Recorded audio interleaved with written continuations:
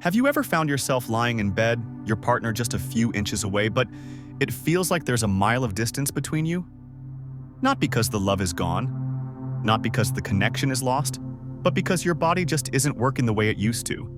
And that spark feels harder to reach. If that rings true for you, you're not alone. And guess what? You're also not broken. As we get older, our bodies go through changes. We move a little slower. We need more time to recharge. And sometimes things that once felt easy now take a little more effort. But here's something that doesn't have to fade. Desire. That warm, deep need for closeness, for touch, for affection. That's not something age can take away unless we let it. And today, we're going to talk about how you can keep that flame burning, even if your body needs a little more patience than it used to. Intimacy in later life is often misunderstood. Some people think it's just about physical connection, but it goes way deeper than that. It's about being seen, being heard, being held, whether that's emotionally or physically. And maintaining that connection can have a powerful impact on your happiness, your confidence, and even your health. So, if you've been feeling like age is putting up a wall between you and the intimacy you once enjoyed, or maybe even the intimacy you never got to explore fully, stick around. You deserve joy, you deserve warmth, you deserve connection. And in this video, we're going to walk through a few simple yet powerful ways to keep intimacy alive and meaningful, no matter what age you are. Let's start by talking about the one thing that can make or break intimacy at any age: communication. Now, I know everyone says that communication is important, but when you're older, it's not just about talking. It's about unlearning the idea that we have to be quiet about our needs. Maybe you were raised in a time when topics like desire, passion, or even emotional vulnerability weren't openly discussed. But silence creates distance, and distance kills intimacy faster than time ever could. So here's what this looks like in real life. You and your partner sitting down in a quiet moment, not during a heated moment, not in the middle of frustration, and simply sharing how you feel. It could be as simple as saying, "I miss feeling close to you," or "I don't know how to bring up what I need, but I want us to be more connected." And if you're not in a relationship right now, this still matters. Being able to speak openly about your desires with a future partner, or even just with yourself, sets the foundation for real intimacy. The magic here is in allowing yourself to be vulnerable. You might be surprised how much closer you feel to someone just by sharing something personal. And when you start opening up, it encourages your partner to do the same. That emotional connection lays the groundwork for everything else, including physical intimacy. Because when two people feel emotionally safe, everything else becomes easier, more relaxed, and more joyful. Now let's talk about another key part of staying close and connected: adjusting expectations without losing passion. Let's be honest, our bodies change. Things might not work the way they used to. You might need more time, more support, or a little creativity. That's not a weakness. That's just part of growing. Think of it like this.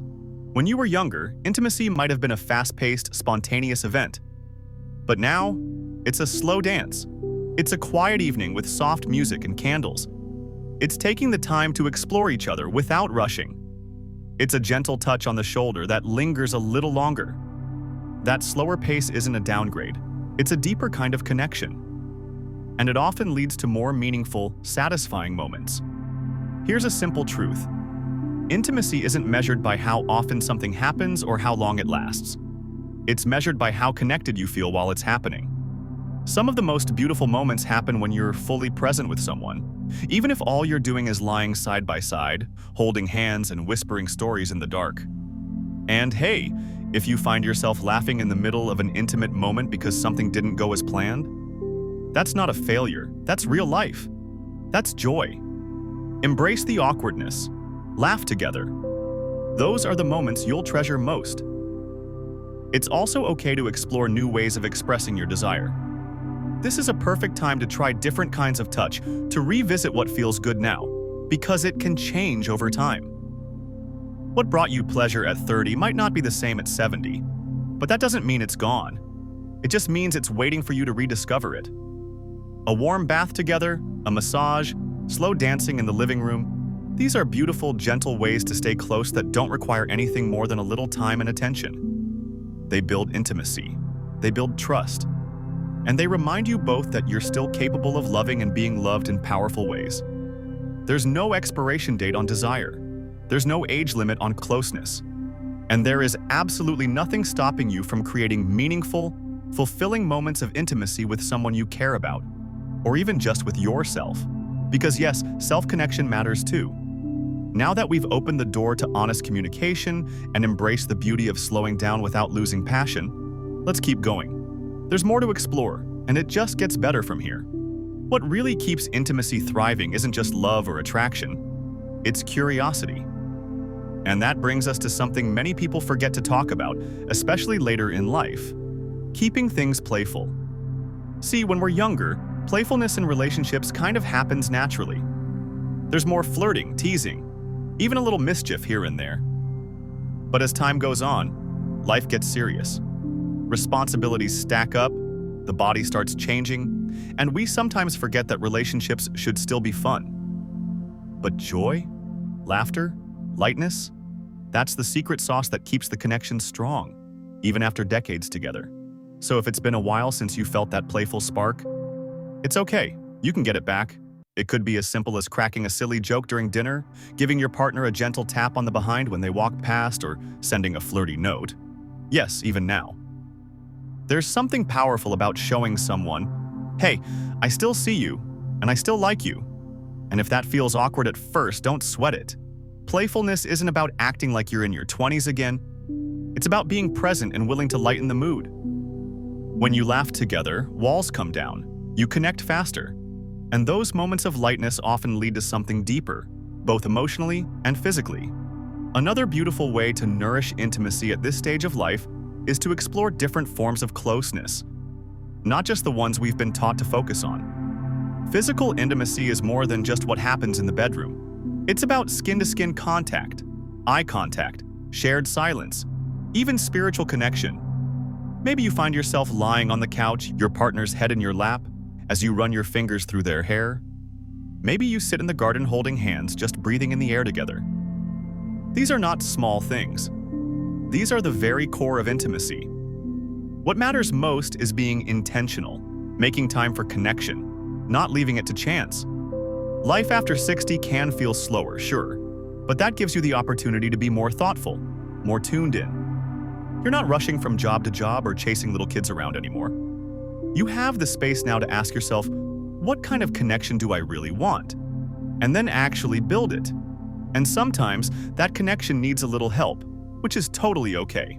Our bodies, as we age, may require some extra support.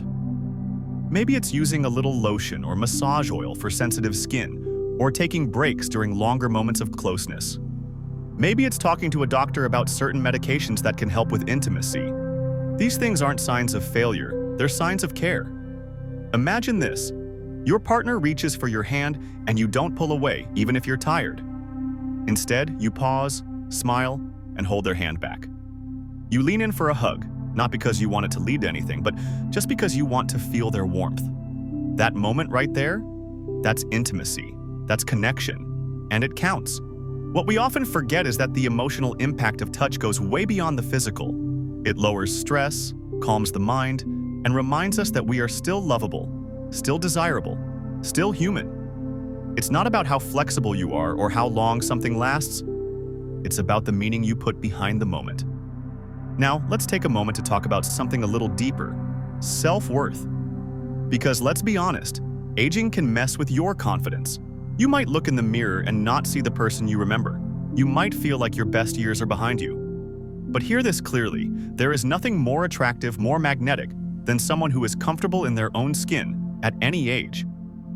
Confidence doesn't come from looking like you used to. It comes from owning who you are now.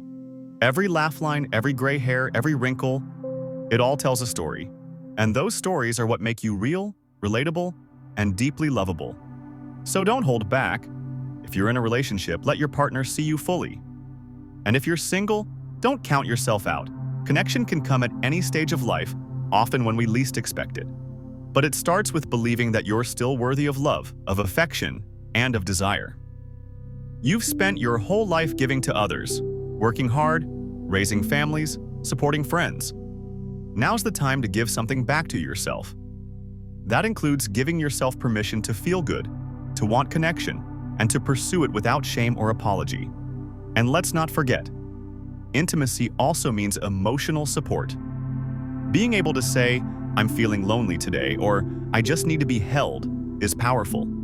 Vulnerability isn't a weakness, it's a bridge to closeness.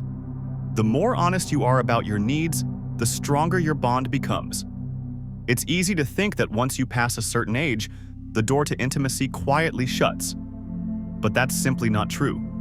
If anything, this stage of life offers a deeper kind of intimacy, one that's built on trust, shared history, and the beauty of growing together through every change. And it's never too late to start reconnecting or discovering intimacy in a brand new way. All it takes is that first brave step. A little openness, a little honesty, and a willingness to try. Let's keep that momentum going. Because here's the beautiful truth. Intimacy doesn't fade with time, it deepens. It becomes more meaningful, more rooted in trust, more attuned to emotion than performance. And the final piece of the puzzle? It's embracing change together. One of the greatest gifts you can give yourself and your partner is the freedom to grow into this stage of life with curiosity instead of fear. That means letting go of the pressure to go back to how things were, and instead building something even better for where you are right now. Bodies change, moods change, energy levels change, but love, affection, and the need for closeness remain. Sometimes all it takes is trying something new together. Maybe you've never just held each other in a quiet room with soft music, or maybe you've always wanted to share your dreams, even the small ones. Now is the perfect time. If you're single, this still applies. Intimacy begins with how you treat yourself. Your body and heart are still yours, and you can create moments of comfort and joy on your own. Whether that's lighting a candle, reading a love poem to yourself, or wrapping up in a soft blanket and letting your mind wander to memories or dreams that bring you peace. That self-connection is the foundation for every other connection you'll ever build. Never let anyone make you feel your desire is something to hide, or that it's too much for your age. Desire isn't about youth.